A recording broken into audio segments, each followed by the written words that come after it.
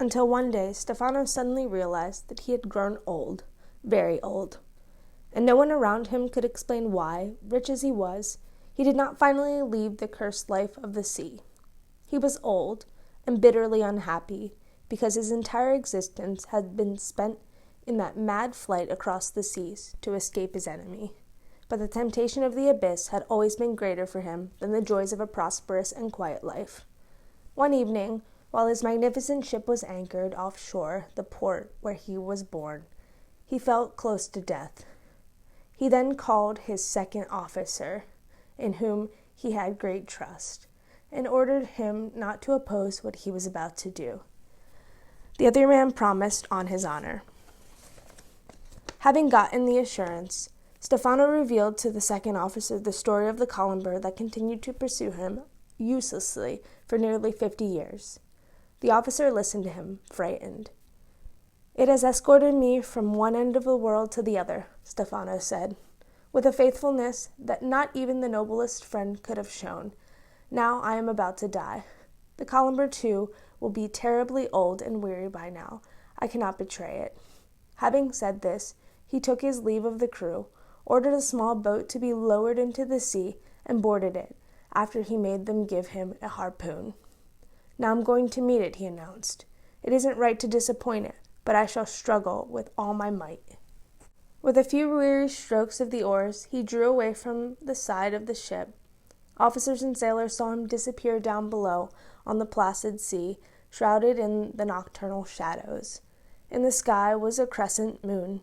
He did not have to work very hard. Suddenly the Colomber's horrible snout emerged at the end of the boat. "Here I am with you finally," Stefano said. "Now it's just the two of us." And gathering his remaining strength, he raised the harpoon to strike. The Colomber groaned imploringly. "With a long journey it's taken to find you, I am wasted with fatigue. How much you made me swim, and you kept on fleeing. You never understood it all." "What?" asked Stefano, with the point of his harpoon over the Colomber's heart. "I have not pursued you around the world to devour you, as you thought. I was charged by the king of the sea only to deliver this to you." And the shark stuck out its tongue, offering the captain a small, phosphorescent sphere. Stefano picked it up and examined it. It was a pearl, of disproportionate size, and he recognized it from the famous Perla de Mar, which brought luck, power, love, and peace of mind to whoever possessed it. But now it was too late. "Alas," said the captain, shaking his head sadly, "how wrong it all is! I managed to condemn myself, and I have ruined your life."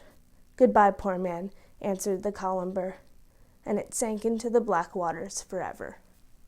2 months later, pushed by an undertow, a small boat came alongside an abrupt reef. It was sighted by several fishermen who drew near, curious. In the boat, still seated, was a sun-bleached skeleton. Between the little bones of its fingers, it grasped a small round stone. The Colomber is a huge fish, frightened to behold and extremely rare, depending on the sea, and the people who live by its shores. The fish is also called the Colombre, Colombra, Colonga, Caluba, Calangra. Naturalists strongly ignore it. Some even maintain that it does not exist.